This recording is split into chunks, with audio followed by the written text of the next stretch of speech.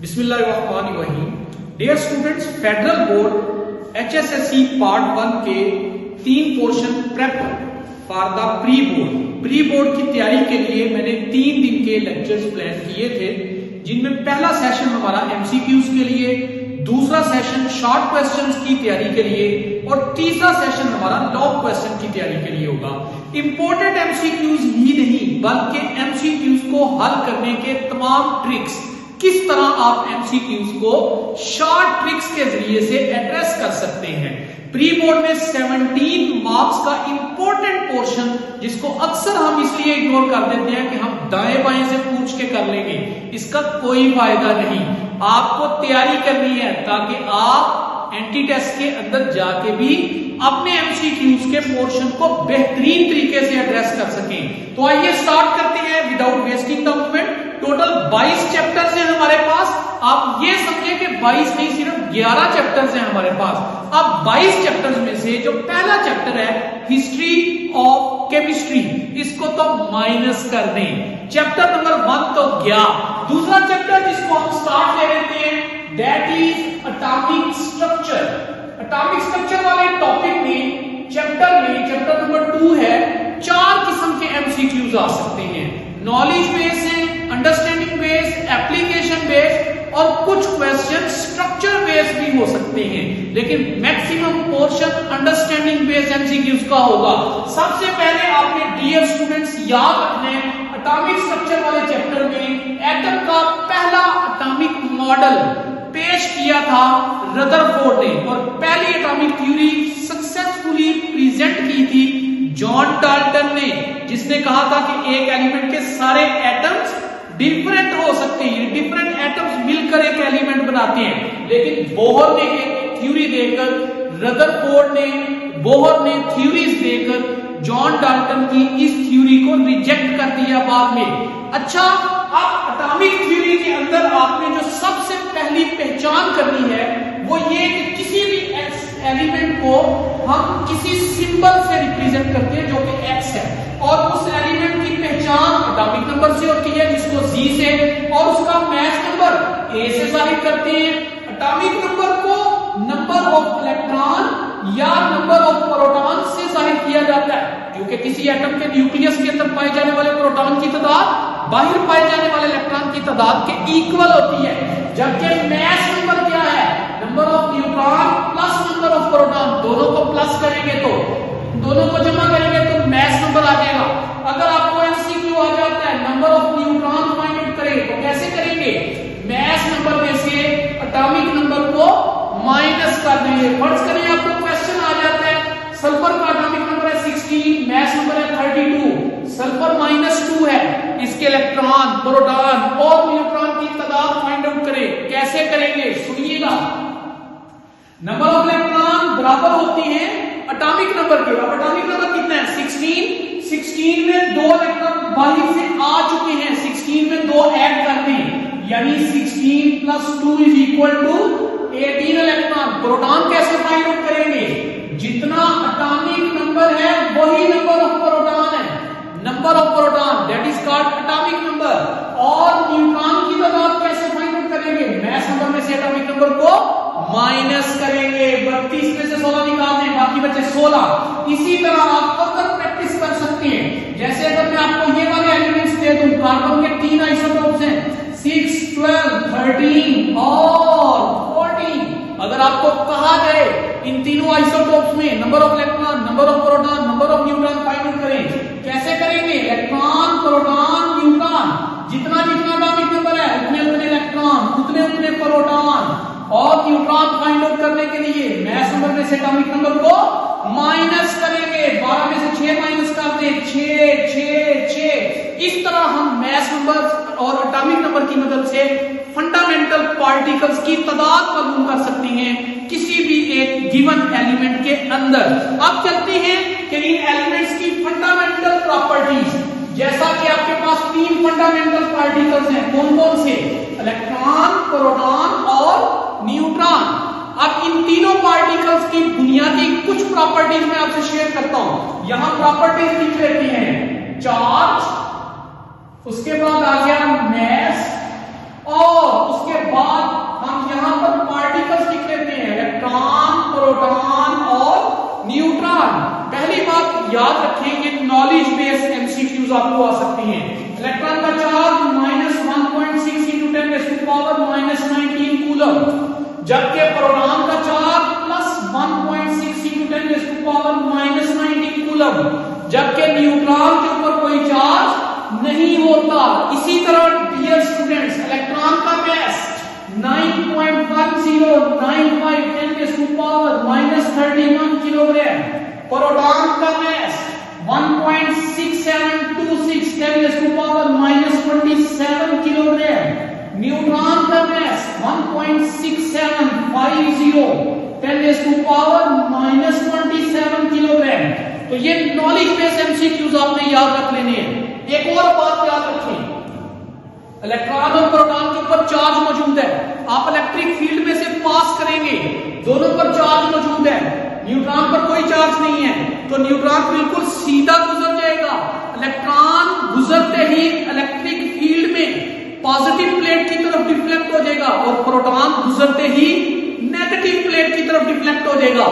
दोनों के दोनों मैग्नेटिक फील्ड में डिफ्लेक्ट होंगे, लेकिन न्यूट्रॉन ना इलेक्ट्रिक फील्ड में डिफ्लेक्ट होगा, ना मैग्नेटिक फील्ड में डिफ्लेक्ट होगा। एक और एमसीक्यू नोट कर ले यहां पर, एक न्यूट्रॉन का मास 1840 इलेक्ट्रॉन के मास के बराबर है, और एक प्रोटॉन का मास 1836 इलेक्ट्रॉन के मास के इक्वल है। अब चलते हैं आगे नेक्स्ट टॉपिक्स की तरफ। अगला टॉपिक हमारा दैट इज क्वांटम नंबर्स। याद रखें डियर स्टूडेंट्स, इलेक्ट्रॉन की पोजीशन को, ये इंपॉर्टेंट टॉपिक्स हैं जिनके ऊपर हम फोकस कर रहे हैं।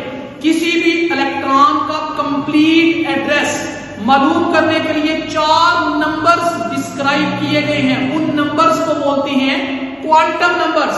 4 क्वांटम नंबर है। सबसे पहला principal quantum number small n से जाहिर करते हैं, azimuthal quantum number small l से जाहिर करते हैं, magnetic quantum number small m से जाहिर करते हैं, और spin quantum number small s से जाहिर करते हैं।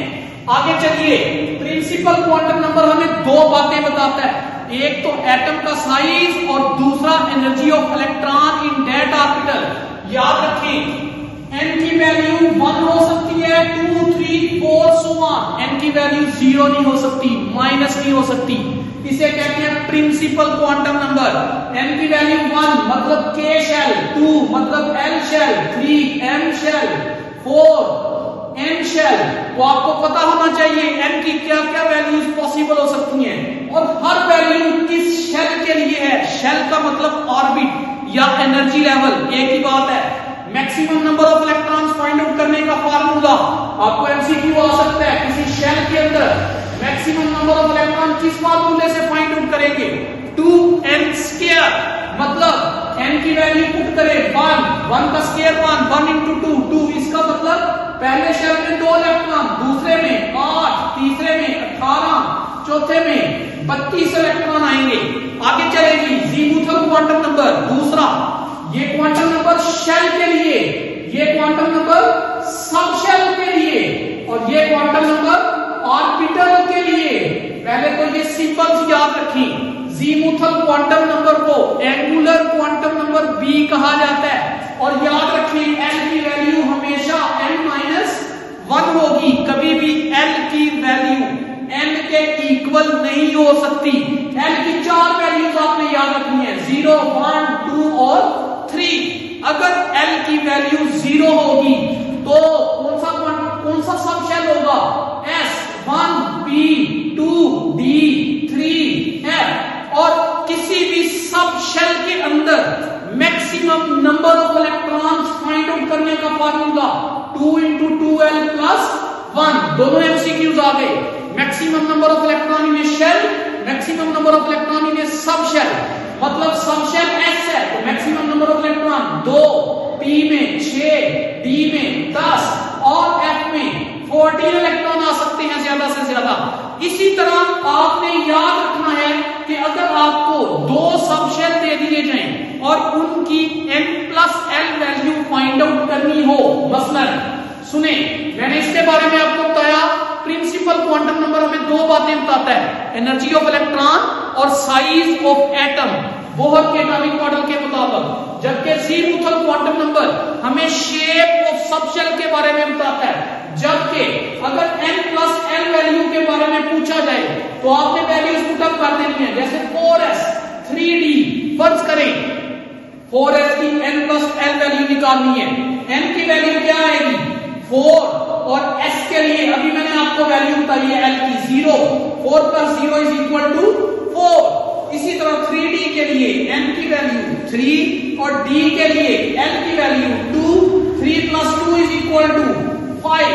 याद रखिए दोनों की n+l वैल्यू आपके सामने है। एक रूल हम पढ़ेंगे, that is called n+l rule.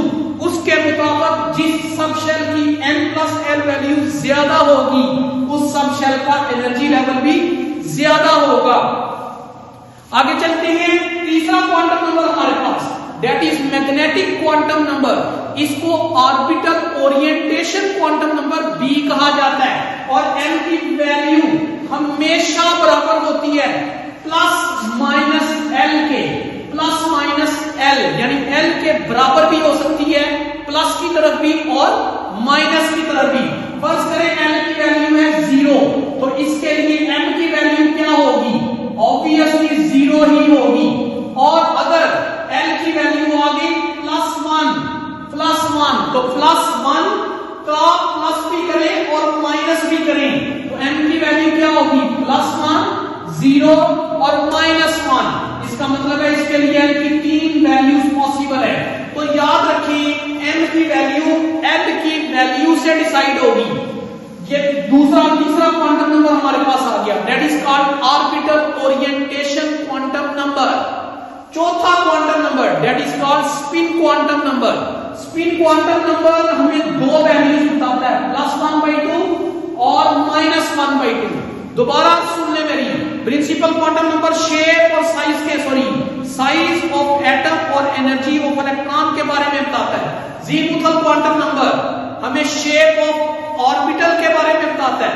Magnetic quantum number orientation of orbital के बारे में बताता है। जबकि spin quantum number spin off electron के बारे में बताता है। पहले तीनों क्वांटम नंबर श्रोडिंगर की वेव इक्वेशन से डिराइव्ड हैं, जबकि फोर्थ क्वांटम नंबर गुडस्मिथ और येलेनबेक ने प्रपोज किया। इसकी वैल्यू +1/2 कब होगी, जब इलेक्ट्रॉन एंटी क्लॉकवाइज होगा, एंटी क्लॉकवाइज, और -1/2 कब होगी, जब इलेक्ट्रॉन की स्पिन क्लॉकवाइज होगी। ये वैल्यूज आपने याद रख लेनी है। एंटी क्लॉकवाइज के लिए +1/2 और क्लॉकवाइज स्पिन ऑफ इलेक्ट्रॉन के लिए -1/2।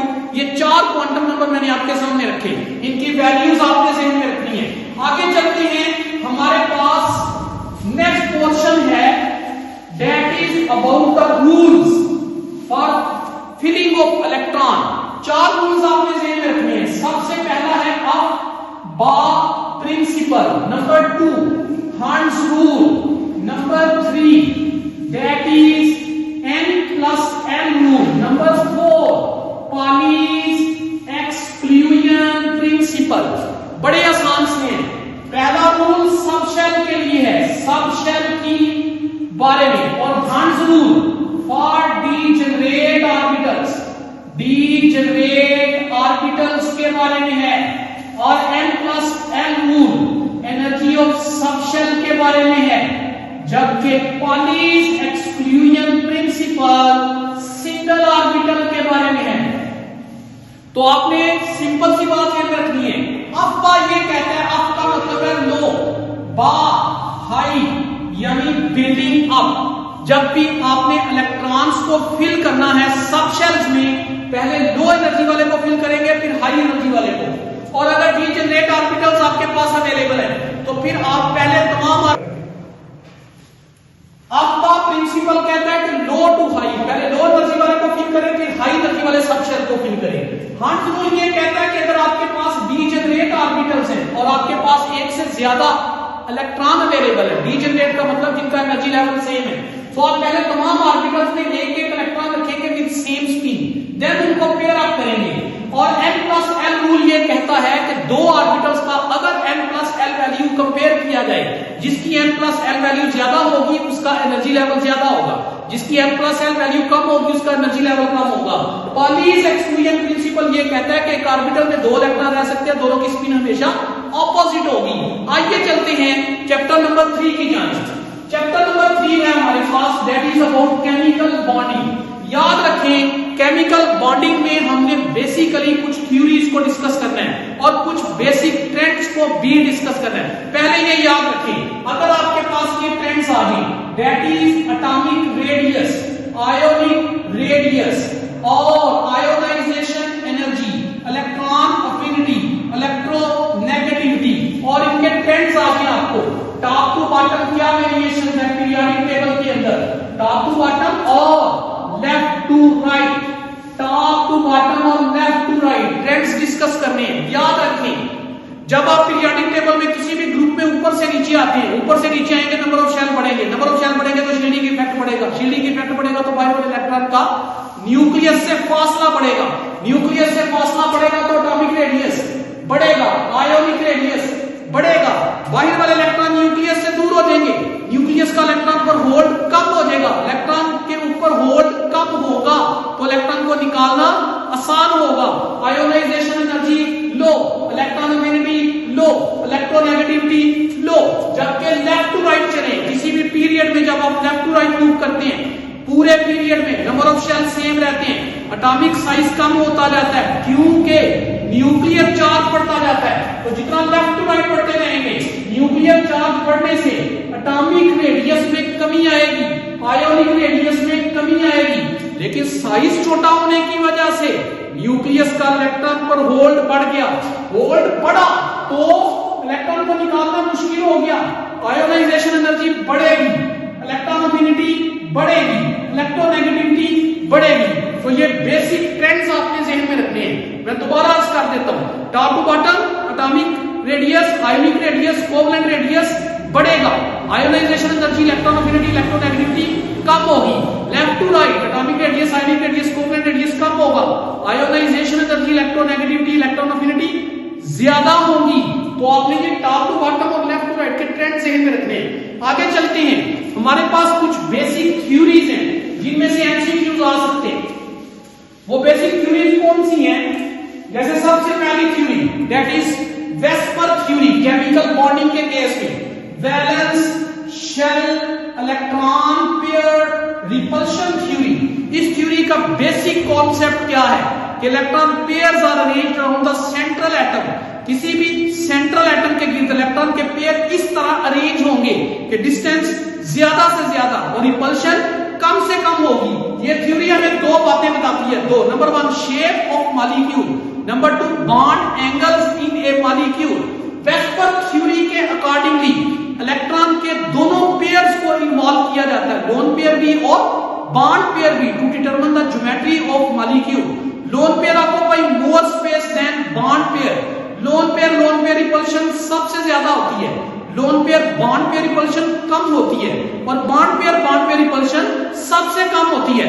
यहां आपने कुछ मॉलिक्यूल्स के सिस्टम याद कर लेने हैं, जैसे आपके पास है MgCl2 BF3 SO3, आपके पास है SnCl2 SO2 CH4 CCl4 NH3 PH3 H2O H2S। ये मॉलिक्यूल्स आपने याद रखने हैं। ये मॉलिक्यूल्स आपके एमसीक्यूज के केस में बहुत मुख्तसर सा काम हो जाएगा। मैं AB2 system, AB3 system, AB3 system, AB4 system, AB4 system, AB4 system. आपसे एमसीक्यू आ सकता है कौन सा मॉलिक्यूल किस सिस्टम से जुड़ा हुआ है। आप ये सिस्टम याद करेंगे, इनके समझ लेंगे। ज़ाहिर आपने थ्योरेटिकल लेक्चर्स लिए हुए हैं तो बेसिक टॉपिक आपको इस तरह से आ सकता है। जैसे AB2 सिस्टम है तो बॉन्ड एंगल 180, AB3 सिस्टम दोनों है लेकिन एक में कोई लोन पेयर नहीं है और दूसरे में लोन पेयर है। इसका मतलब ये इररेगुलर है, जिसको मैंने मैंने ग्रीन किया है, यहां पर बॉन्ड एंगल 120 और यहां पर बॉन्ड एंगल लेस देन 120 हो जाएगा। ये तीनों के तीनों सिस्टम ये भी 4 सिस्टम है, लेकिन पहले वाला रेगुलर, दूसरे वाला भी इररेगुलर और तीसरे वाला भी इररेगुलर होगा।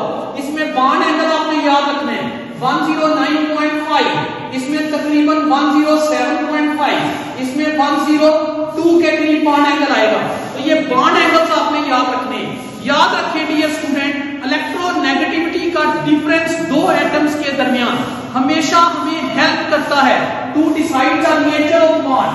मतलब अगर दो एटम्स के दरमियान इलेक्ट्रोनेगेटिविटी का डिफरेंस 0.0 से लेके 0.4 के दरमियान हो तो याद रखना है non polar covalent bond, non polar covalent bond. जबकि अगर दो एटम्स के दरमियान इलेक्ट्रोनेगेटिविटी का डिफरेंस 0.5 से लेके 1.7 तक हो, that will B polar covalent bond, polar covalent bond. और दो एटम्स के दरमियान अगर इलेक्ट्रोनेगेटिविटी का डिफरेंस 1.8 से लेके ऑनवर्ड हो तो हम उसे कहेंगे बॉन्ड इज आयोनिक। अब यहां ये बात याद रख लें, अगर दो एटम्स एक जैसे हो तो बॉन्ड 100% कोवलेंट होगा, जैसा कि क्लोरीन का मॉलिक्यूल है, दोनों एटम एक जैसे हैं तो कोवलेंट बॉन्ड 100% कोवलेंट होगा।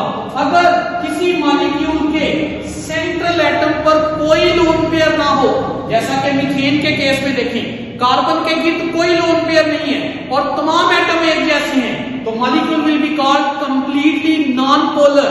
एक लोन पेयर भी आ जाए सेंट्रल एटम पर तो bond will be polar, molecule will be polar. मसलन अमोनिया के सेंट्रल एटम पर एक लोन पेयर आ गया तो ये पोलर होगा, वाटर के मॉलिक्यूल पर दो लोन पेयर आ गए तो ये भी पोलर होगा। तो मॉलिक्यूल की पोलैरिटी सेंट्रल एटम के गिर्द लोन पेयर डिसाइड करता है, जबकि इलेक्ट्रोनेगेटिविटी डिफरेंस बॉन्ड की पोलैरिटी को डिसाइड करती है। ये आपने बेसिक डेटा याद रख लेना है। दूसरी थ्योरी जो वेस्पर के बाद आई that is valence bond theory, valence bond theory.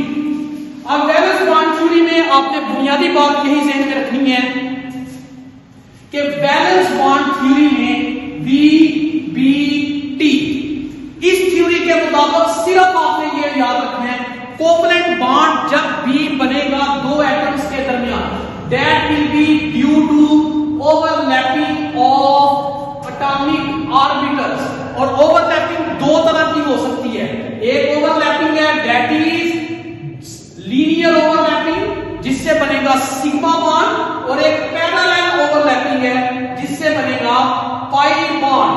याद रखिए जब दो एटम्स के दरमियान सिंगल कोवलेंट बॉन्ड होगा तो वो हमेशा सिग्मा होगा, डबल कोवलेंट बॉन्ड है तो एक सिग्मा और दूसरा पाई, ट्रिपल कोवलेंट बॉन्ड है तो एक सिग्मा और दो पाई बॉन्ड होंगे।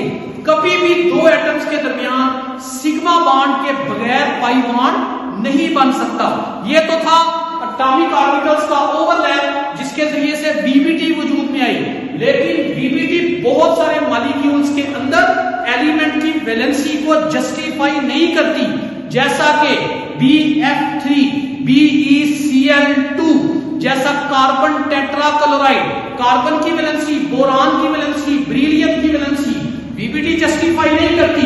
तो BBT के इस मसले को हल करने के लिए नया हाइपोथेसिस पेश किया गया, दैट इज हाइब्रिडाइजेशन। हाइब्रिडाइजेशन क्या है? Mixing of atomic orbitals. Atomic orbitals ने मिक्स होना है, ओवरलैपिंग नहीं है, मिक्सिंग है। अगर चार ऑर्बिटल्स मिक्स होंगे तो sp3, तीन ऑर्बिटल्स मिक्स होंगे sp2, दो मिक्स होंगे तो sp। बस आपने इतना याद रखना है किस मॉलिक्यूल में कौन सी हाइब्रिडाइजेशन है। मैं आपको सिंपल सा असूल बता देता हूं। आपने सेंट्रल एटम के गिन टोटल एटम गिनने हैं, कितने एटम अटैच हैं, और लोन पेयर गिन लेने हैं। अगर टोटल एटम और अटैच एटम 4 हैं तो sp3, टोटल एटम और लोन पेयर 3 है तो sp2 2 है तो sp। मसलन आपके पास है CH4, आपके पास है H2O, आपके पास है NH3। गौर करें वाटर के केस में, मीथेन के केस में और अमोनिया में कार्बन के 4 एटम्स अटैच हैं, कोई लोन पेयर पेयर नहीं है, ऑक्सीजन के गिर्द 2 लोन पेयर 2 एटम अटैच, 2 जमा 2 4।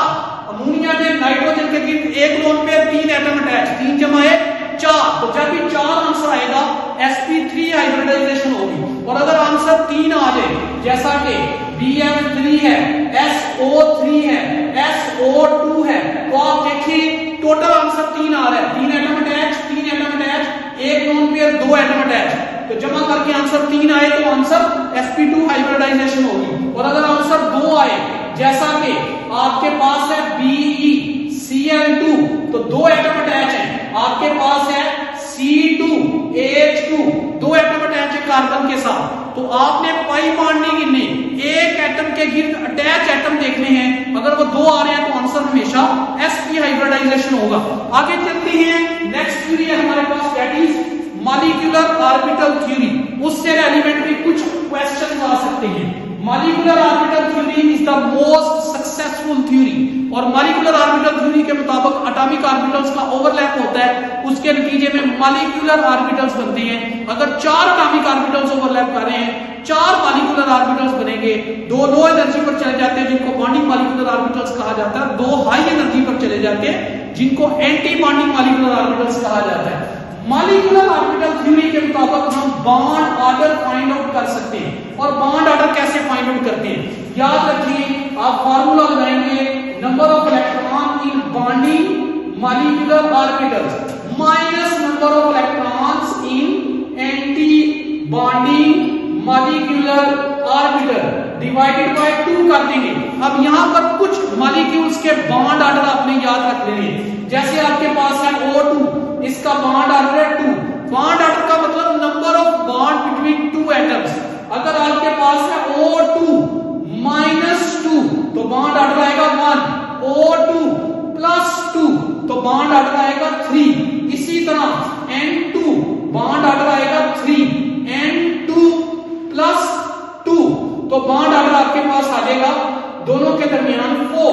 इस तरह हम दोनों एटम्स के दरमियान बॉन्ड ऑर्डर को कंसीडर कर सकते हैं या कैलकुलेट कर सकते हैं। याद रखिए, अगर किसी मॉलिक्यूल के बॉन्डिंग मॉलिक्यूलर ऑर्बिटल या एंटी बॉन्डिंग मॉलिक्यूलर ऑर्बिटल के अंदर अनपेयर्ड इलेक्ट्रॉन होंगे तो वो पैरामैग्नेटिक होगा, और अगर पेयर्ड इलेक्ट्रॉन होंगे तो वो डायमैग्नेटिक होगा। तो ये कुछ इंपॉर्टेंट एमसीक्यूज हैं about chapter number 3, that is about chemical bonding. Chapter number 4 पर चलती है स्टीशियोमेट्री। स्टीशियोमेट्री में जो बुनियादी काम आपने करना है वो आपने मोल्स फाइंड आउट करने। अच्छा, मोल्स फाइंड आउट करने के लिए जब भी आपको डाटा दिया जाएगा या मैस दिया जाएगा या वॉल्यूम दिया जाएगा या नंबर ऑफ मॉलिक्यूल्स दिए जाएंगे, करना क्या है आपने, मैस से मोल निकालने, तो मैस को डिवाइड कर देना है मोलर मैस पर। वॉल्यूम से मोल निकालने तो वॉल्यूम को डिवाइड कर देना है मोलर वॉल्यूम पर। और नंबर ऑफ मॉलिक्यूल्स से मोल निकालने तो डिवाइड कर देना है एवोगैड्रोस नंबर के ऊपर। अच्छा, फर्ज करें आपको कोई ऐसा एमसीक्यू आ जाता है जिसमें नंबर ऑफ मोल दिए हों और मैस पूछा जाए, तो आपने क्या करना है, नंबर ऑफ मोल्स को मोलर मैस से मल्टीप्लाई कर देना है। नंबर ऑफ मोल दिए हों और वॉल्यूम फाइंड आउट करना हो तो मल्टीप्लाई कर दें किससे, मोलर वॉल्यूम से। नंबर ऑफ मोल दिए हों और नंबर ऑफ मॉलिक्यूल्स निकालने हो तो नंबर ऑफ मोल को एवोगैड्रोस नंबर से मल्टीप्लाई कर दें। बहुत सादे से सवाल इसमें आते हैं। अच्छा, फिर स्टीशियोमेट्री से related branch of chemistry which deals with quantitative relationship between reactants and products. फर्ज करें आपको ये इक्वेशन दे देता है, magnesium plus hydrochloric acid goes to produce magnesium chloride plus H2। अब वो कहता है बताएं बैलेंस केमिकल इक्वेशन के मुताबिक इसके कितने मोल आप कहेंगे, 1 मोल, इसके कितने आप कहेंगे 2 मोल। अब वो कहता है फर्ज करें इसके हाफ मोल हो जाते हैं तो फिर इसके कितने मोल आपको रिक्वायर्ड होंगे। ऑब्वियसली आप क्या करेंगे, अगर इसके हाफ मोल हो गए हैं यानी आधे हो गए हैं तो इसके भी आधे मोल हो जाएंगे, इसके भी आधे मोल हो जाएंगे, इसके भी आधे मोल हो जाएंगे। तो इस तरह आप स्टीशियोमेट्रिक रिलेशनशिप को एड्रेस करेंगे। अच्छा, इसी तरह इसमें टॉपिक है परसेंटेज यील्ड। परसेंटेज यील्ड किसके इक्वल होती है, तो फार्मूला आपने याद रखना है, दैट इज इक्वल टू, ऊपर आ जाएगा एक्चुअल यील्ड और नीचे आ जाएगा थ्योरेटिकल यील्ड। दोनों को आपने डिवाइड कर देना है और मल्टीप्लाई कर देना है 100 से। फिर एक और शॉर्ट क्वेश्चन आता है, actual yield is mostly almost less than theoretical heat. उसकी वजूहात हैं, साइड प्रोडक्ट्स हो जाती हैं, वेस्टेज हो जाता है during drying, washing, distillation etcetera, mechanical errors आ जाते हैं, इंस्ट्रूमेंटल एरर्स आ जाते हैं, साइड प्रोडक्ट्स बन जाती हैं वगैरह वगैरह। तो दिस इज ऑल अबाउट स्टिशियोमेट्री। अब हम आगे चलते हैं अपने नेक्स्ट चैप्टर की तरफ, that is about energetics. Energetics का मतलब है थर्मोकेमिस्ट्री, यानी हम थर्मोकेमिस्ट्री में हीट चेंजेस को स्टडी करते हैं ड्यूरिंग केमिकल रिएक्शन। और हीट चेंजेस दो तरह की होती हैं, जैसे एक्सोथर्मिक और एंडोथर्मिक प्रोसेसेस हैं। तो एक तो आपको एक्सोथर्मिक और एंडोथर्मिक प्रोसेसेस की पहचान करनी है। एमसीक्यूज किस तरह से आ सकते हैं कि फलां प्रोसेस है वो एक्सो है या एंडो है। आपने बुनियादी पॉइंट ध्यान में रखना है, जिस प्रोसेस में पार्टिकल्स करीब आ जाए वो एक्सो है, जिस प्रोसेस में पार्टिकल दूर चले जाए वो एंडोथर्मिक प्रोसेस है। जैसे बॉइलिंग, जैसे पेल्टिंग, जैसे वेपोराइजेशन, इनमें पार्टिकल्स दूर चले जाते हैं, तो ये सारे एंडोथर्मिक प्रोसेस हैं। जैसे कंडेंसेशन, इसमें पार्टिकल्स करीब आ जाते हैं, तो ये एक्सोथर्मिक प्रोसेस होगा। इसी तरह आपने इसमें बेसिक चीज समझनी है, स्टेट फंक्शन, ऐसी प्रॉपर्टी जो नंबर ऑफ इंटरमीडिएट स्टेप या पाथ ऑफ रिएक्शन पर डिपेंड ना करे, बल्कि डिपेंड करे on initial and final state, उसको स्टेट फंक्शन कहते हैं। जैसे डेल्टा ई, जैसे डेल्टा एच, जैसे डेल्टा एस। डेल्टा ई क्या है? That is all kinds of energies. दो तरह की एनर्जीज होती है, काइनेटिक एनर्जी और पोटेंशियल एनर्जी। अगर आप इन दोनों तरह की एनर्जीज को जमा करेंगे, the net answer is called internal energy. और डेल्टा एच क्या है? Total heat content of a system is called enthalpy. और डेल्टा एस क्या है? Entropy. Disorderness of a system is called entropy. तो इन तीनों की डेफिनेशंस आपको आनी चाहिए। फिर ये याद रखिए, internal change, internal energy change, that is equal to heat of a system at constant volume. जबकि एंथैल्पी चेंज क्या है? That is heat measured at constant pressure. फिर ये भी याद रखना है कि heat measured at constant pressure is greater than heat measured at constant volume. फिर आपने एंथैल्पी की मुख्तलिफ टाइप्स को पहचानना है। जैसे कहते हैं आपके पास है एंथैल्पी, तो एंथैल्पी को मालूम करने की कुछ स्टैंडर्ड कंडीशंस हैं। अब स्टैंडर्ड कंडीशन पर एमसीक्यू आ सकता है, ये कौन कौन सी हैं वो आप बताएंगे। इससे मुराद है 1 atm, ये गैसेस के लिए स्टैंडर्ड प्रेशर है। इसी तरह 1 मोलर कंसंट्रेशन, ये किसी एक्वस सॉल्यूशन के लिए स्टैंडर्ड कंडीशन है। जैसे 25 सेल्सियस टेम्परेचर, ये स्टैंडर्ड कंडीशन है। यानी हमने कुछ स्टैंडर्ड कंडीशन सेट कर दी है ताकि हम एंथैल्पी को मेजर कर सकें। याद रखें, हीट और टेम्परेचर में फर्क होता है। हीट टोटल काइनेटिक एनर्जी को कहते हैं और temperature average kinetic energy of the molecules है। फिर इसी तरह एंथैल्पी की कई टाइप्स हैं, जैसे enthalpy of combustion, enthalpy of formation, enthalpy of atomization, enthalpy of neutralization, enthalpy of solution. इनकी आपको पहचान करनी है। एमसीक्यूज किस किस तरह से आ सकते हैं? जैसे वो कहते हैं कि कंबस्शन क्या है, तो मैं कहूंगा एक्सो है। फॉर्मेशन एक्सो भी हो सकती है और एंडो भी हो सकती है। एटॉमाइजेशन हमेशा एंडो होगी। न्यूट्रलाइजेशन सिर्फ एक्सो होगी, न्यूट्रलाइजेशन हमेशा एक्सो होगी। और इसी तरह कंडेंसेशन वो भी एक्सो होती है। तो कुछ प्रोसेस एक्सो है, कुछ एंडो है, उनकी आपको पहचान होनी चाहिए। कंबस्शन का मतलब क्या है कि कोई ऑर्गेनिक कंपाउंड ले लिया जाए, उसको एक्सेस ऑफ ऑक्सीजन में जलाया जाए और उससे 1 मोल कार्बन डाइऑक्साइड पैदा हो जाए। जैसे फॉर्मेशन, फॉर्मेशन का मतलब है 1 मोल ऑफ कंपाउंड बनाए from elements, 1 mole of compound from elements, और एलिमेंट्स अपनी स्टैंडर्ड फिजिकल स्टेट में हो। इसी तरह एटॉमाइजेशन में आप क्या करते हैं? आप 1 मोल एटम्स बनाते हैं फ्रॉम एलिमेंट्स, और एलिमेंट अपनी स्टैंडर्ड फिजिकल स्टेट में हो। ये पहचान आपने करनी है।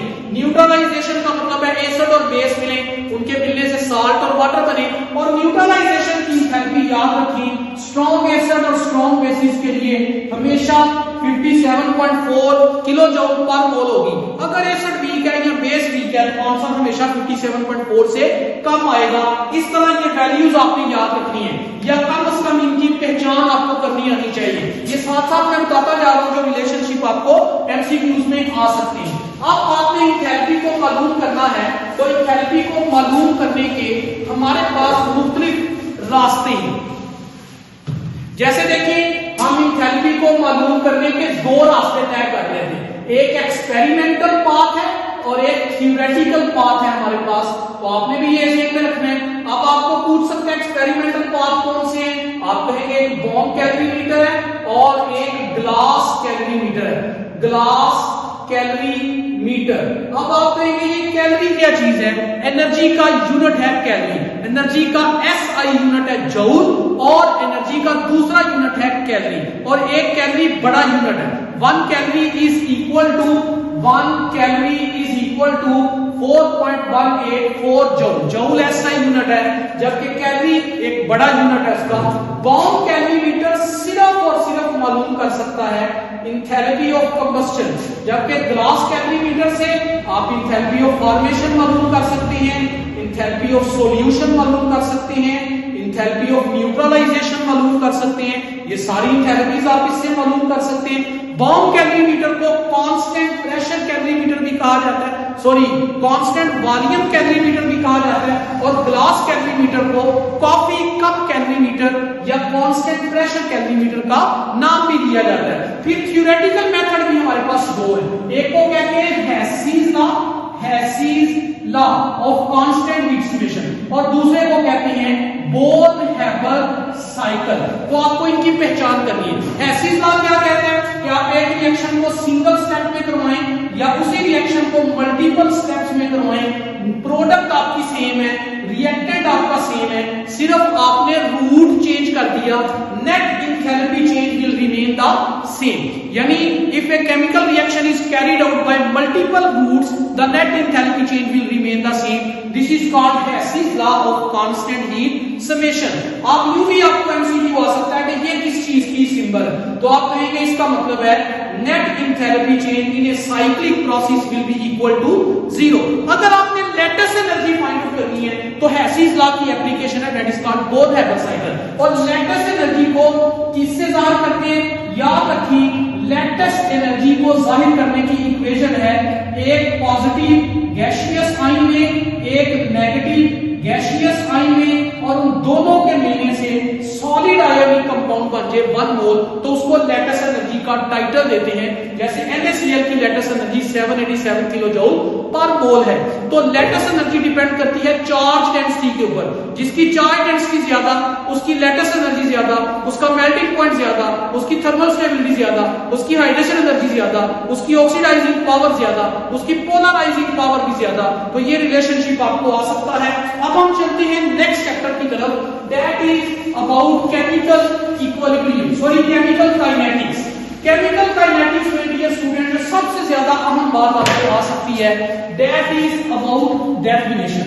केमिकल काइनेटिक्स में हम 3 चीजों को डिस्कस करते हैं। कौन कौन सी 3 चीजें, नंबर 1 रेट ऑफ रिएक्शन क्या होता है, नंबर 2 फैक्टर्स कौन कौन से हैं जो रेट ऑफ रिएक्शन पर असरअंदाज हो सकते हैं, नंबर 3 मैकेनिज्म ऑफ रिएक्शन को डिस्कस करते हैं। पहली बात रेट ऑफ रिएक्शन क्या है, रेट ऑफ रिएक्शन का मतलब है change in concentration divided by change in time. ये डेफिनेशन आपको आ सकती है, कितने टाइम में कंसंट्रेशन में कितना चेंज आता है, और फैक्टर्स बाद में डिस्कस कर लेते हैं। अब चेंज इन कंसंट्रेशन, कंसंट्रेशन का यूनिट है मोल पर डेसीमीटर क्यूब, और टाइम का यूनिट क्या है, सेकंड। तो ये क्या बन गया, मोल पर डेसीमीटर क्यूब पर सेकंड, ये हमारे पास यूनिट आ गया।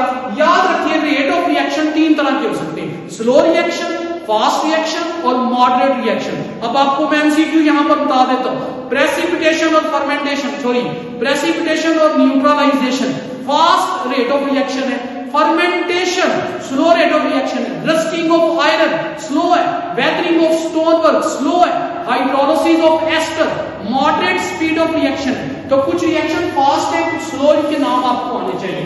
अब केमिकल काइनेटिक्स में हम फैक्टर्स भी डिस्कस करते हैं, कौन कौन से फैक्टर्स रेट ऑफ रिएक्शन पर असरअंदाज हो सकते हैं। पहला फैक्टर है कंसंट्रेशन, दूसरा फैक्टर है सरफेस एरिया, तीसरा फैक्टर है कैटालिस्ट, चौथा फैक्टर है temperature.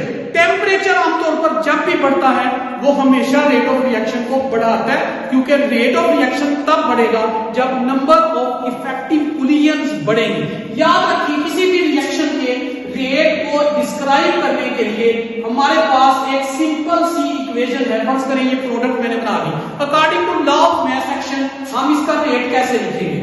Rate is directly proportional to concentration of A power A, concentration of B power B, और इस प्रोपोर्शनैलिटी को खत्म करूं तो यहां पर एक कांस्टेंट आ जाएगा, that is called K into A power A into B power B.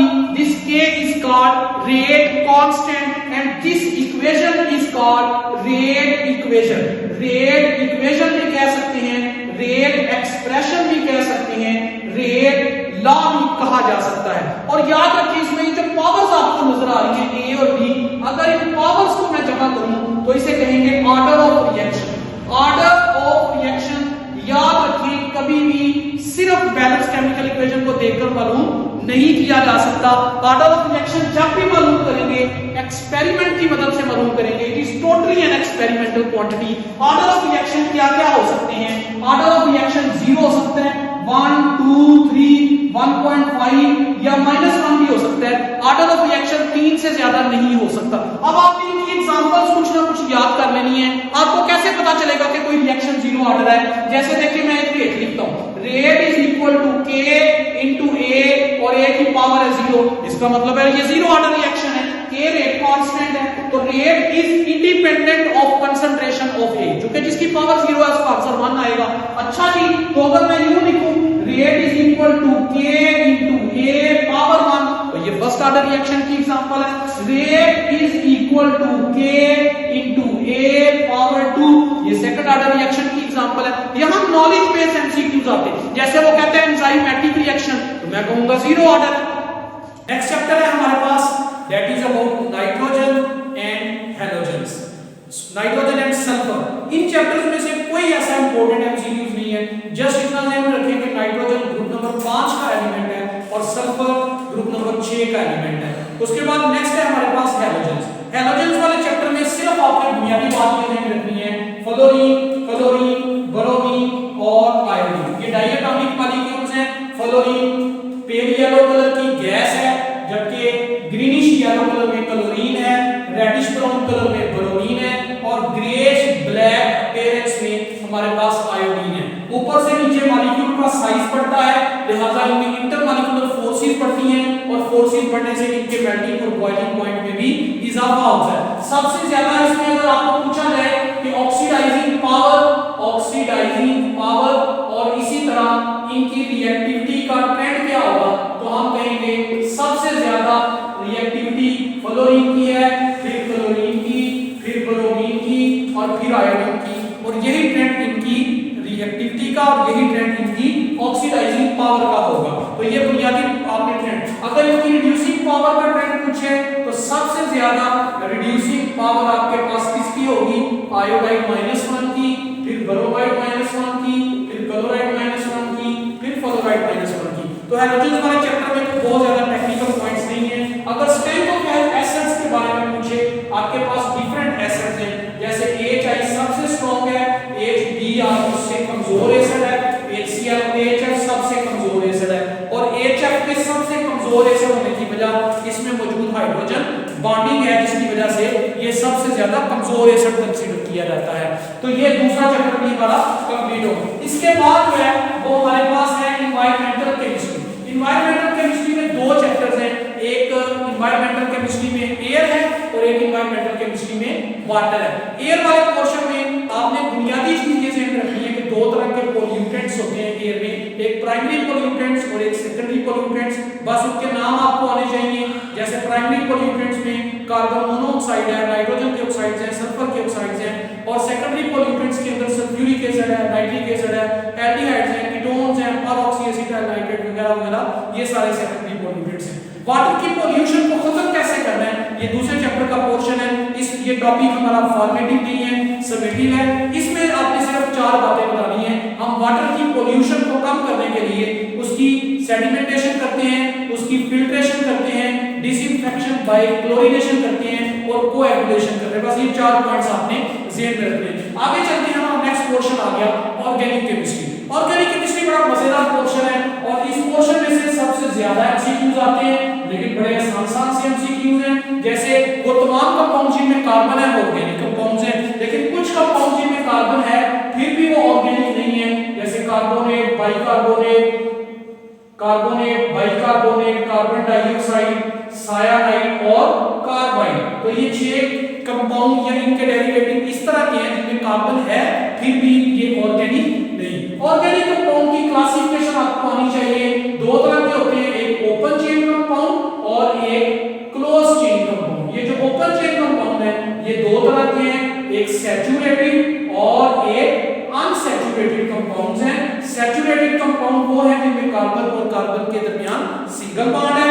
Unsaturated compound 2 तरह के हैं, एक कार्बन और कार्बन के दरमियान डबल बॉन्ड, एक कार्बन और कार्बन के दरमियान ट्रिपल कोवेलेंट बॉन्ड हो सकता है। तो इस तरह आपने फैसला करना है, सिंगल वालों को अल्कीन कहा जाता है, डबल वालों को अल्कीन और ट्रिपल बॉन्ड वालों को अल्काइन कहा जाता है। इसी तरह क्लोज चेन कंपाउंड की क्लासिफिकेशन भी आपने याद कर लेनी है।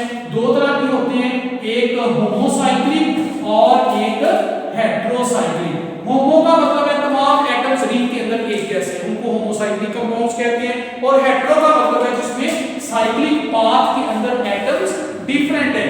जैसे आपके पास फ्यूरान है, ये फ्यूरान का फार्मूला आपने याद रख लेना है। जैसे आपके पास थायोफीन है, ये थायोफीन का फार्मूला आपने याद रख लेना है। जैसे आपके पास पाइरिडीन है, ये पाइरिडीन का फार्मूला आपने ज़हन में रख लेना है। तो ये कुछ बुनियादी फार्मूला है। फिर उसके बाद फंक्शनल ग्रुप। फंक्शनल ग्रुप की आपने पहचान करनी है, ये नॉलेज बेस्ड टॉपिक हो सकता है। जैसे कार्बन कार्बन डबल बॉन्ड है तो डबल बॉन्ड फंक्शनल ग्रुप है, ट्रिपल बॉन्ड है तो ट्रिपल बॉन्ड फंक्शनल ग्रुप है, OH है हाइड्रोक्सिल ग्रुप तो अल्कोहल उसका खानदान है और फंक्शनल ग्रुप का नाम हाइड्रोक्सिल है। क्लोरीन ब्रोमीन है तो हेलो ग्रुप है, यानी फंक्शनल ग्रुप हेलो है और खानदान का नाम हेलाइड है। जैसे कार्बन के दरमियान, कार्बन और कार्बन के दरमियान ऑक्सीजन मौजूद है तो हम इनको ईथर्स कहते हैं। जैसे NH2 मौजूद है तो अमाइंस कहते हैं, NO2 है तो नाइट्राइड्स कहते हैं। जैसे C डबल बॉन्ड O वाले कंपाउंड्स हैं तो कार्बोनाइल है, जैसे एल्डिहाइड कीटोन्स, इसी तरह एस्टर्स, कार्बोक्सिलिक एसिड, एसिडमाइड्स, एसिडराइड्स। तो ये नामों की आपने पहचान करनी है। अब इसके बाद वाला जो पोर्शन है मैं आपको सिंपल बता देता हूं। जैसे हाइड्रोकार्बन में अल्कीन, अल्कीन और इसी तरह एरोमेटिक कंपाउंड्स हैं। आपने सिंपल कंडीशंस तैयार करनी है कि किस रिएक्शन में क्या कंडीशंस होंगी जिनके तहत वो रिएक्शन प्रोसीड करेगा। यहां पर मैं बहुत सारे एमसीक्यूज भी फ्लोट करूंगा तो यकीनन उस पूरे एरिया को कवर नहीं कर पाऊंगा। आपने कंडीशंस याद रखनी है, जैसे फलां रिएक्शन किस टेंपरेचर पर होता है और उसके नतीजे में क्या प्रोडक्ट बनती है, फलां रिएक्शन की प्रोडक्ट के साथ साइड प्रोडक्ट क्या बनती है, फलां रिएक्शन का नाम क्या है, उसमें होमोलिटिक फिशन है या हेटेरोलिटिक फिशन। तो इस तरह की चीजें आपने ऑर्गेनिक केमिस्ट्री के पोर्शन के अंदर प्रिपेयर करनी है। ये पोर्शन काफी लंबा है, इसके ऊपर जो हमारा शॉर्ट क्वेश्चन वाला पोर्शन आएगा इंशाल्लाह उसमें मैं डिटेल से शॉर्ट क्वेश्चन के अंदर ही उसके मैक्सिमम पॉसिबल एमसीक्यूज को भी डिस्कस करूंगा। आज के लेक्चर में हमने मैक्सिमम कोशिश की है काफी स्पीड के साथ, काफी ट्रिक्स के साथ कि किस तरह आप तमाम चैप्टर्स के बेसिक एरियाज को एमसीक्यूज के पॉइंट ऑफ व्यू से एड्रेस कर सकते हैं। नेक्स्ट लेक्चर इंशाल्लाह I will try my best कि हम इंपॉर्टेंट शॉर्ट क्वेश्चंस को आपके साथ शेयर कर सकें। थैंक यू, अस्सलाम वालेकुम।